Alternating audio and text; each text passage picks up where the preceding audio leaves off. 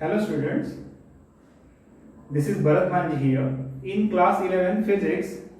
Today's topic is use of dimensions to deduce to obtain the relation among physical quantities. Okay, so we already know about how to find dimensions.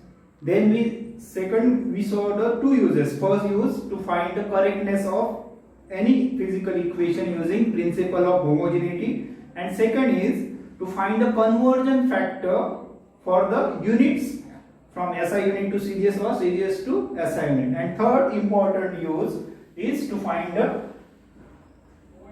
relation among different physical quantity. It is very important use, so you have to see it very carefully. Now first example, we can see that we know the formula for kinetic energy, that is kinetic energy can be written as half m mass into velocity square. Okay, so we are going to prove this formula using dimension analysis. So it's proof. Okay, now to prove it, first you have to consider that kinetic energy depend upon the number of terms, that is mass and velocity. Okay, so to prove this, we can say that kinetic energy can be written as K constant times first factor, that is mass, raised to some number A, into velocity raised to any number B.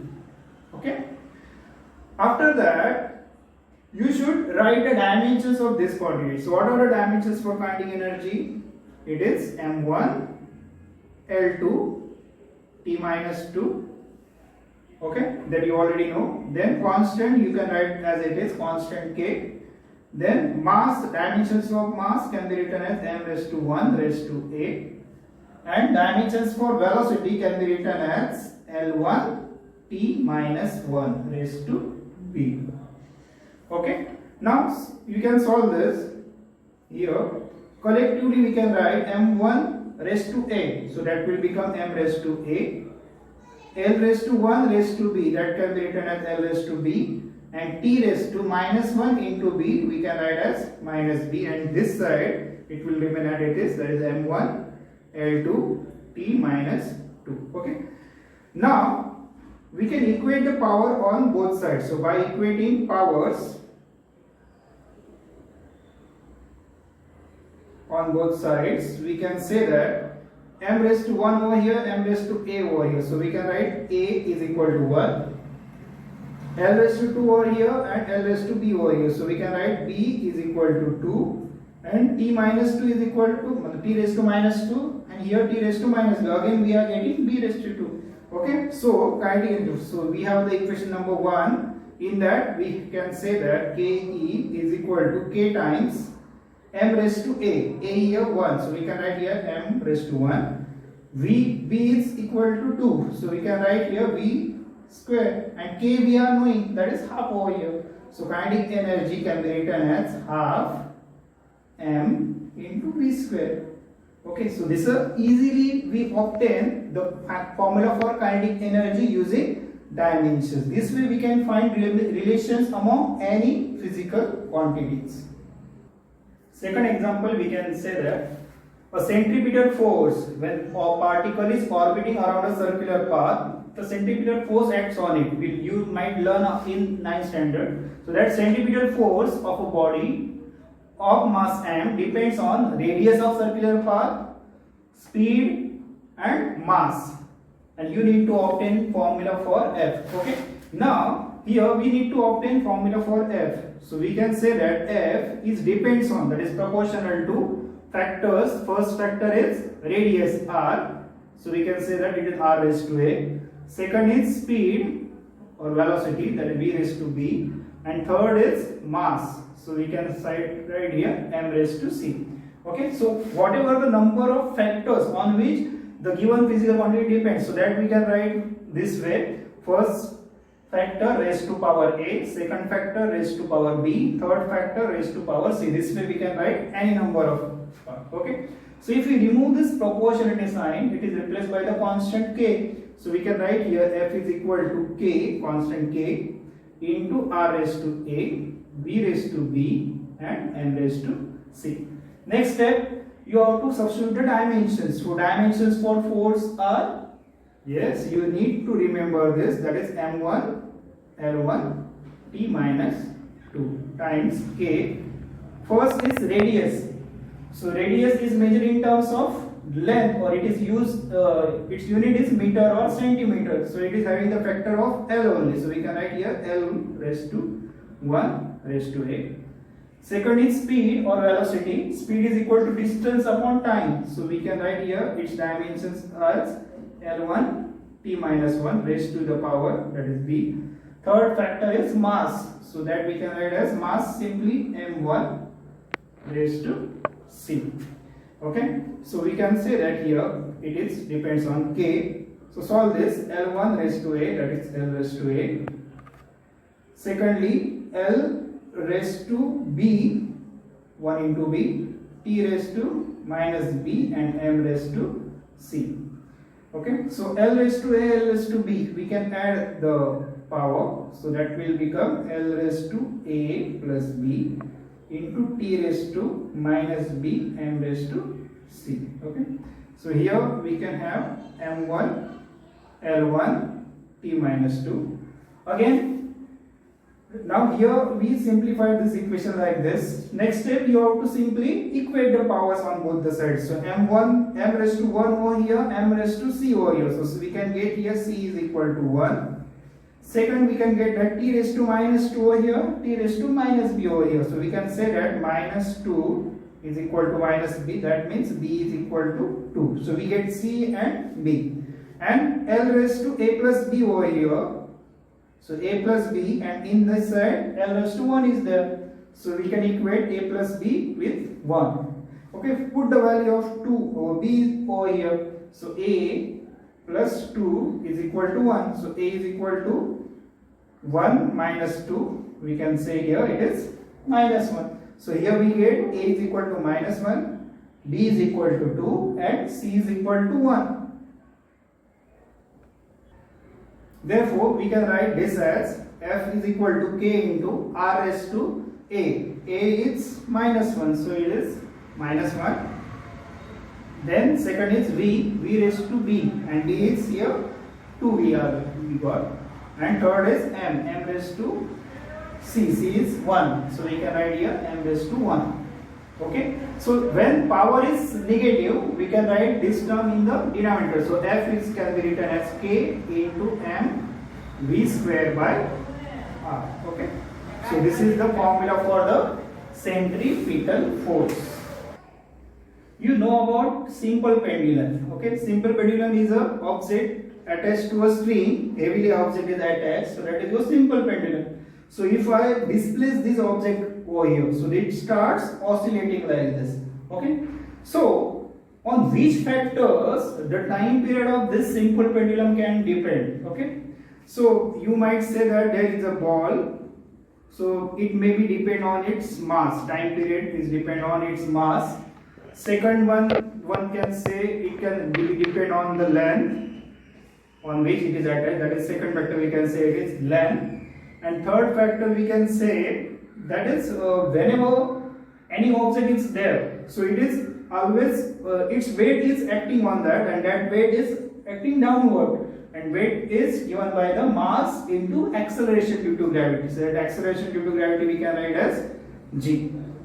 Okay, so if we can think about any other factors, okay, that also we can add over here. So for time being, we are taking only these three terms, that is time period can be depend on the mass, length, and gravity. So can you find the formula for time period of a simple pendulum using dimension analysis?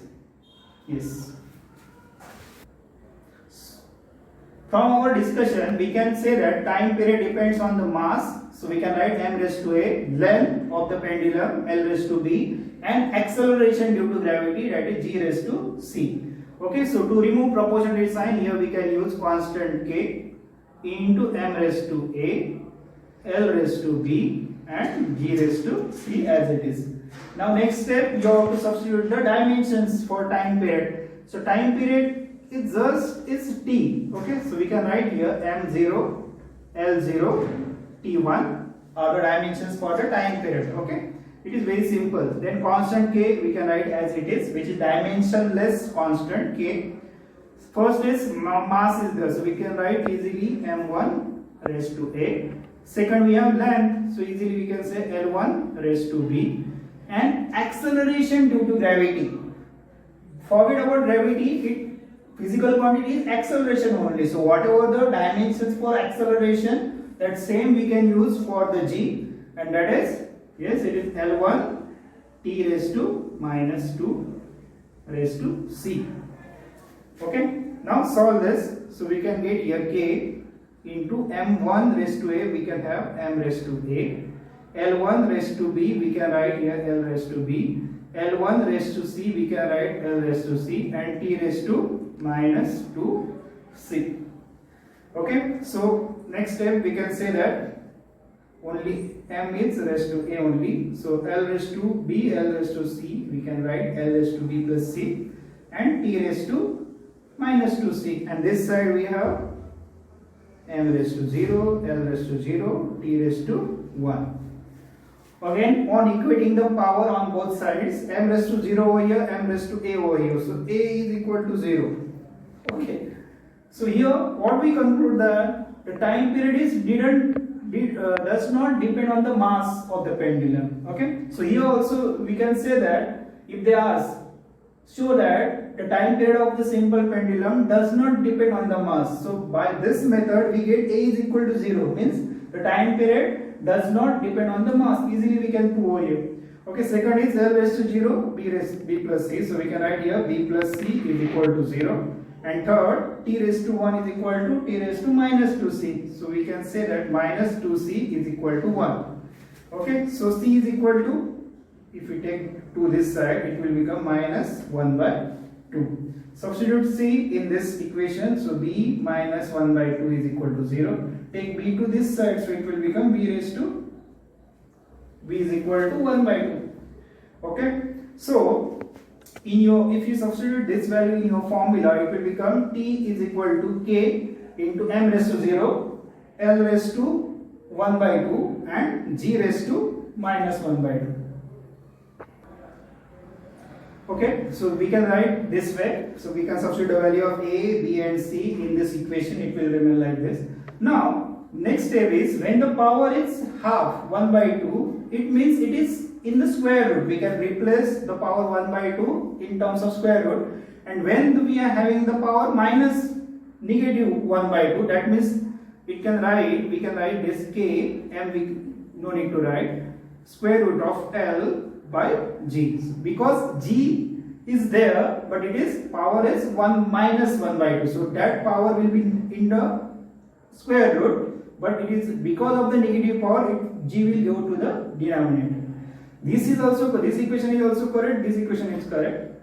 Both way we can write. Sometimes they are giving the value of constant k, sometimes they are not giving the constant k. So no need to worry about constant k. If you are putting the value of k as it is, then also you are getting the full credit for this.